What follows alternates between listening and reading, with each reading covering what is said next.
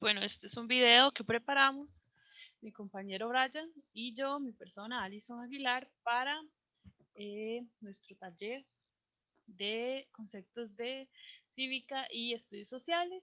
Esto es una propuesta de secuencia didáctica sobre el tema de la Guerra Civil de 1948, en donde se aplicará o se busca la aplicación de la interpretación histórica a partir de fuentes.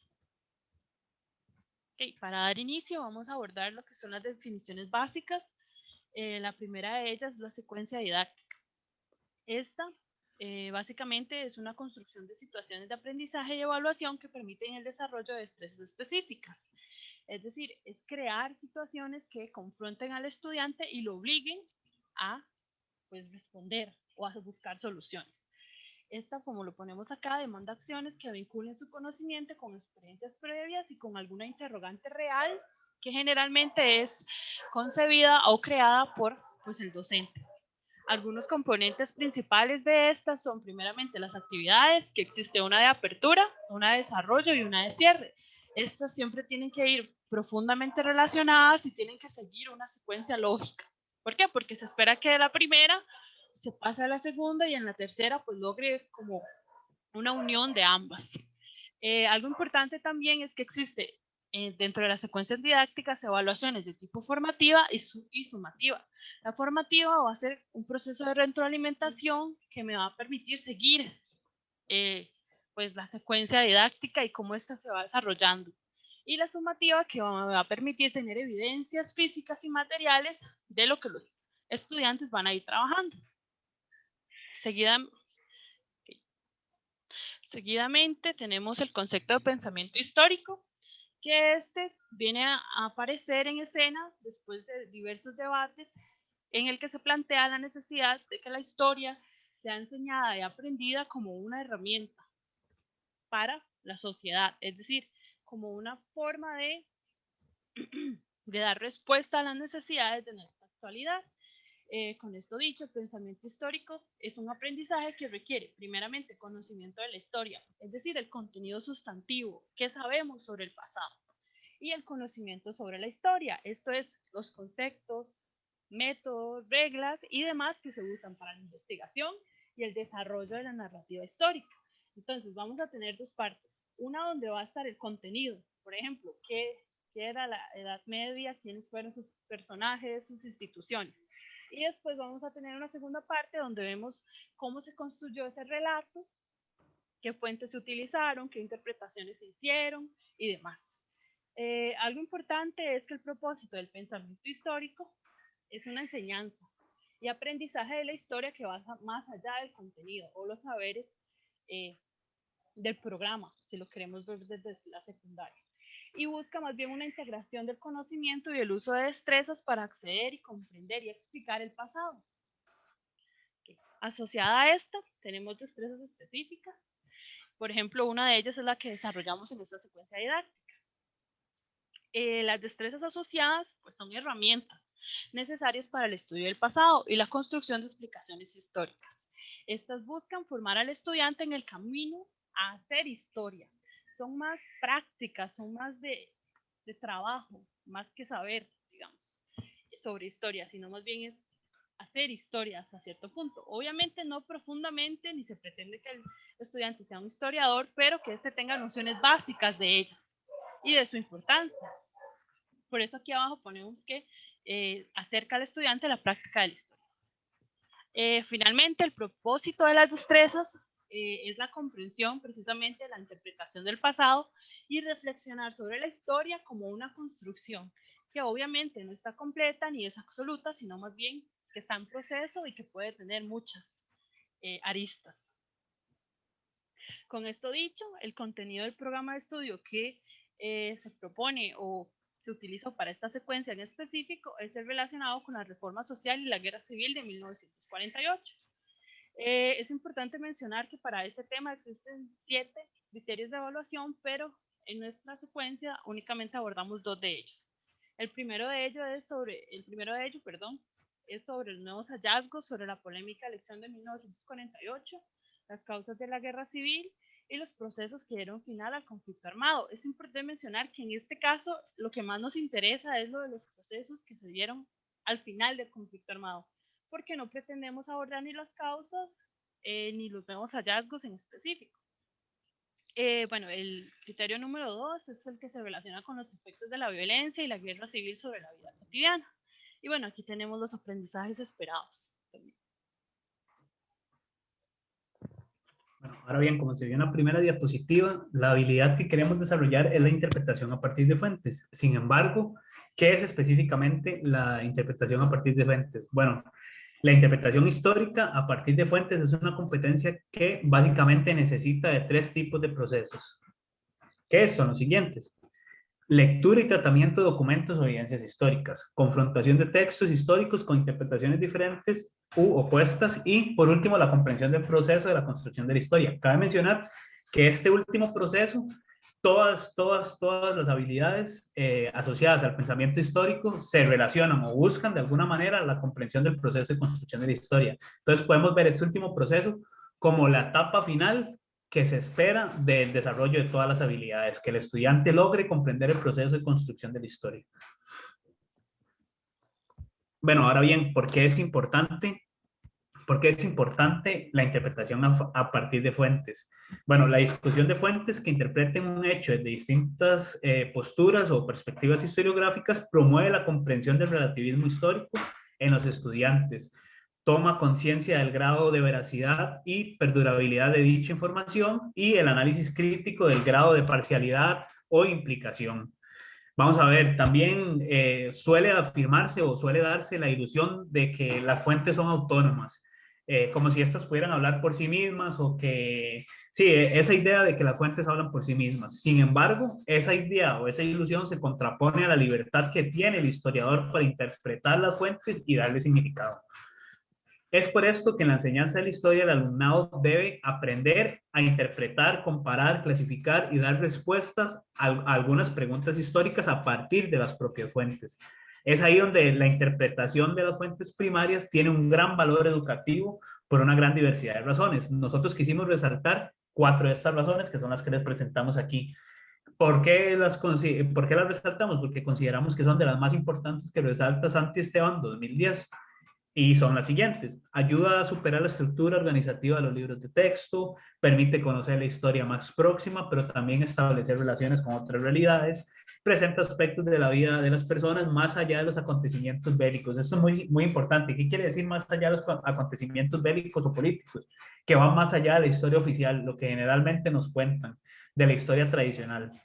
Es dar un paso más allá de lo que generalmente se enseña o lo que tradicionalmente se enseña. También facilita el protagonismo y la autonomía del estudiante en su propia construcción del conocimiento histórico. Y más bien, más que una construcción, es una reconstrucción, porque generalmente damos los libros de texto o se dan los libros de texto en la enseñanza secundaria como productos acabados, pero aquí no. Aquí el estudiante se expone directamente a las fuentes. Siguiente, Ali.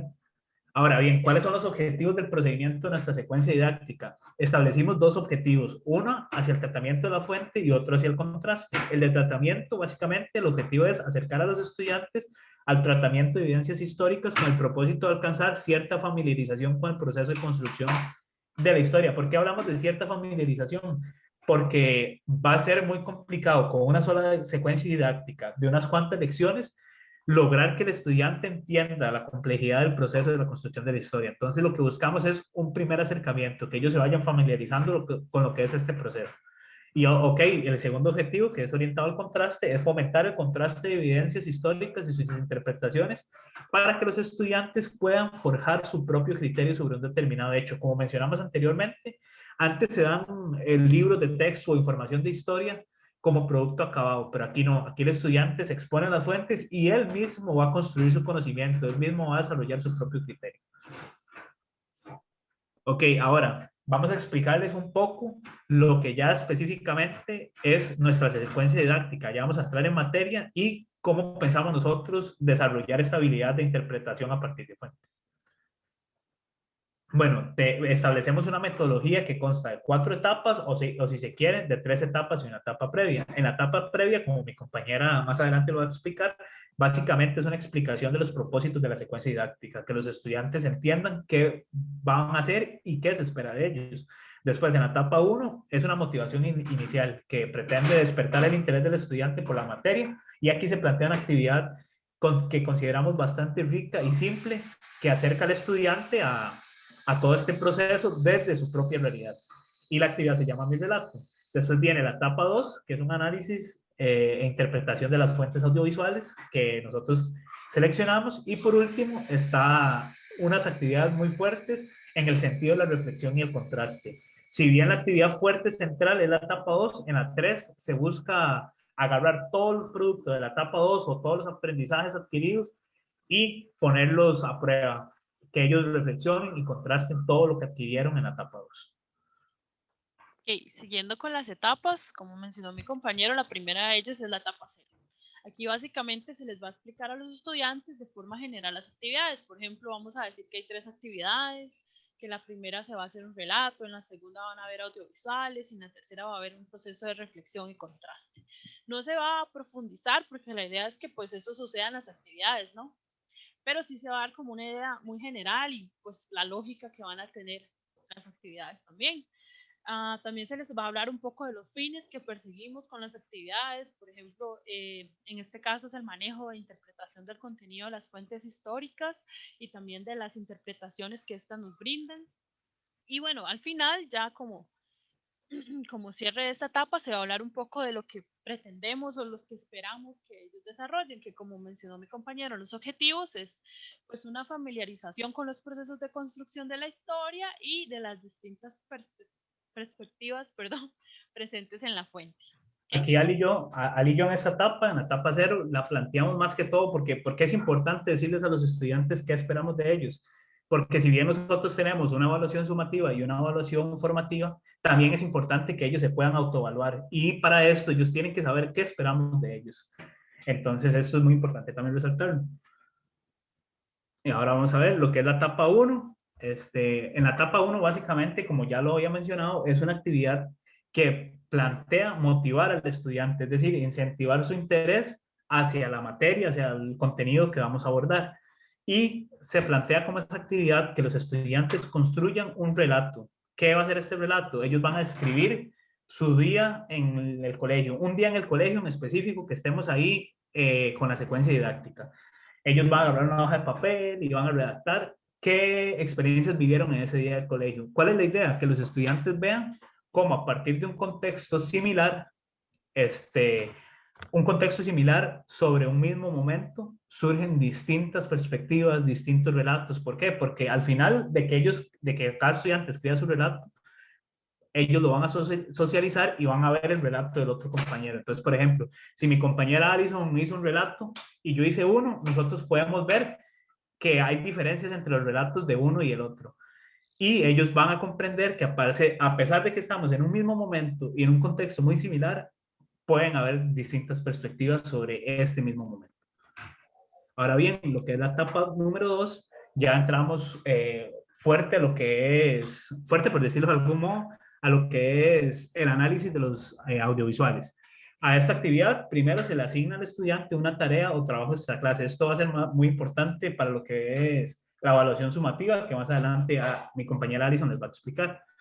El trabajo extra clase, ¿en qué consiste? Bueno, ver el documental titulado El Codo del Diablo, que fue producido por los hermanos Jara en la Universidad de Costa Rica y básicamente es una visión contrahegemónica a la historia oficial. Y la tarea es que ellos lo vean y respondan unas cuantas preguntas generadoras. Aquí voy a proporcionar algunos ejemplos de las preguntas generadoras que hemos construido. Cabe mencionar que van a haber preguntas generadoras asociadas a lo que es el análisis interno y otras asociadas a lo que es el análisis externo. Básicamente las del análisis externo son sencillas, son qué tipo de fuente es iconográfica, audiovisual, escrita, el título de la fuente, el año de lanzamiento y los productores del recurso, lógicamente. Después, ya aquí hay preguntas en el análisis interno, ya hay preguntas relacionadas al contenido que son más complejas. Por ejemplo, Resuma con sus propias palabras las temáticas centrales del recurso analizado, de al menos 3 ideas. Identifique los grupos sociales que se relatan en el documental y explique las relaciones que existieron entre estos. Otra puede ser, ¿qué significado tiene la frase "los vencidos no cuentan su historia"?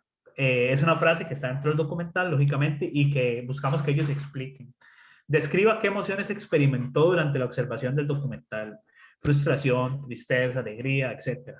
Y puede ser una última pregunta para cerrar la guía. Desde su punto de vista, ¿cuál es la intención o propósito de este mensaje o del mensaje transmitido por la fuente? Ok, ahora lo que es, igual seguimos en la etapa 2, pero ya lo que va a ser el análisis del otro audiovisual.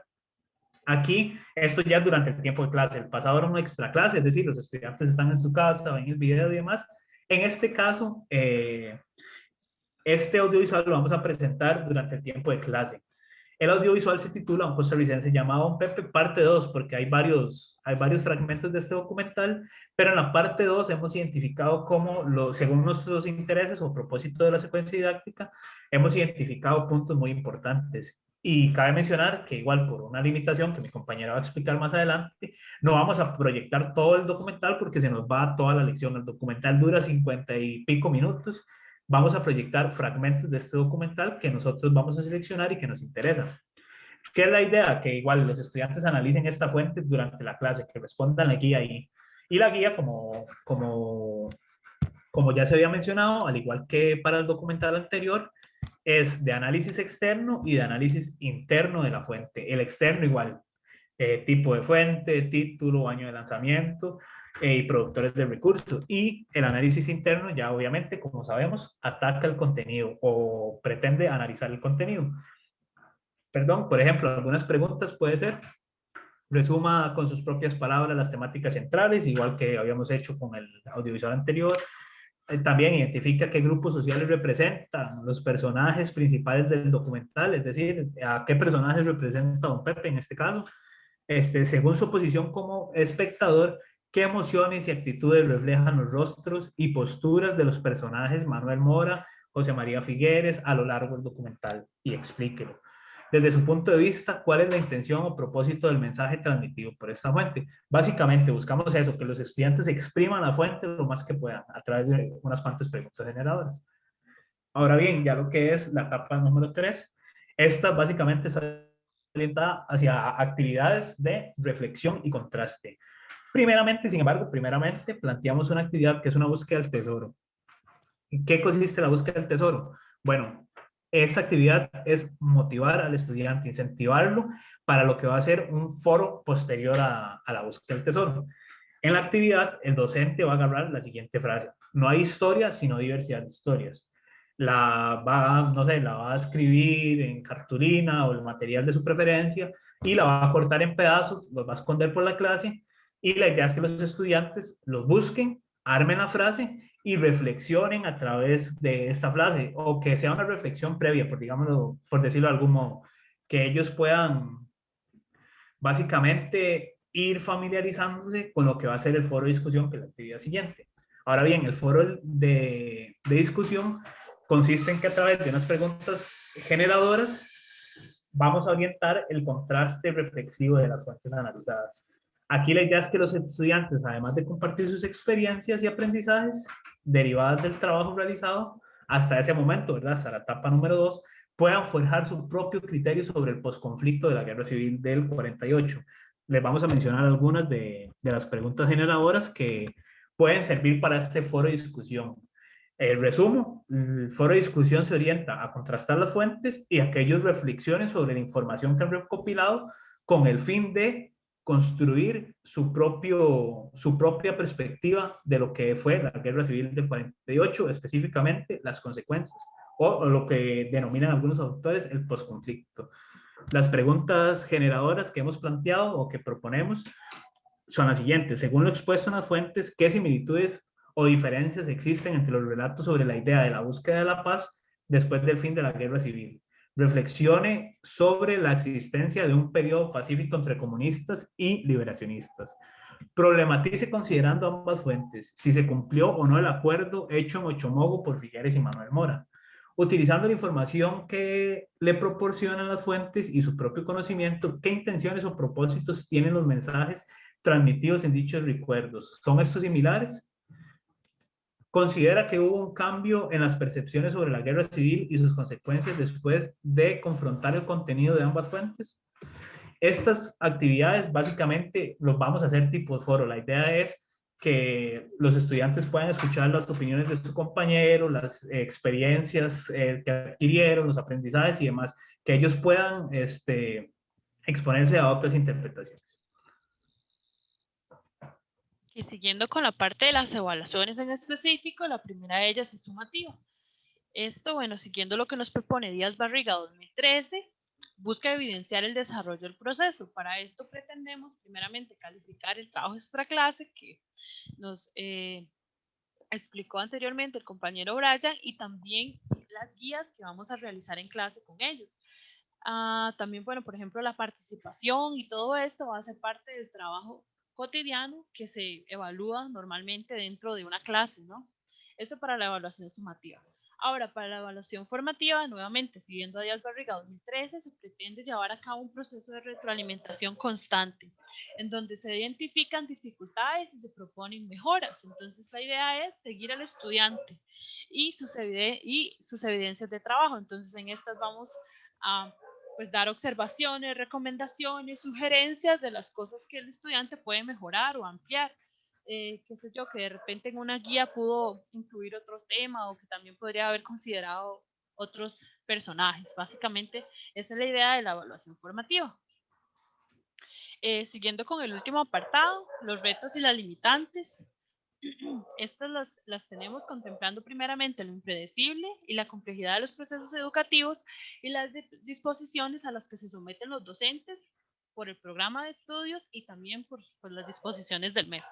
Entonces, la primera de ellas se relaciona con el tiempo, que como nos mencionaba el compañero Brian, existe la necesidad de dividir y equilibrar la cantidad de lecciones que se dedicarán a un tema. Y como se vio en esta secuencia, se abordan no solamente 2 criterios, entonces quedan otros que obviamente hay que abordar, pero bueno, hay que hacer esa división del tiempo. Entonces, considerando estos problemas, digo, obviamente el tiempo para nosotros va a ser muy importante y es algo que tenemos que tener constantemente monitoreado. E incluso es una limitación, Ali, ¿verdad? Porque nosotros cuando revisamos el programa veíamos que si acaso, ¿cuántas lecciones? 2 como máximo para el desarrollo de todo este tema. Ajá. Y de hecho que proponíamos 4, pensando en que el desarrollo previo va a ser muchísimo más corto o pues mejor. Entonces nos va a permitir usar más lecciones para el proceso.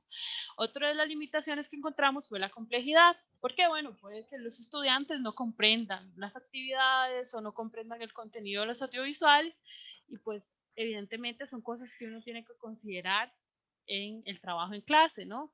Puede ser que sea muy abrumador para ellos los contenidos o las preguntas y pues eso inhibe su participación. Y es importante considerarlo porque queremos que todos participen y que todos desarrollen pues las mismas habilidades.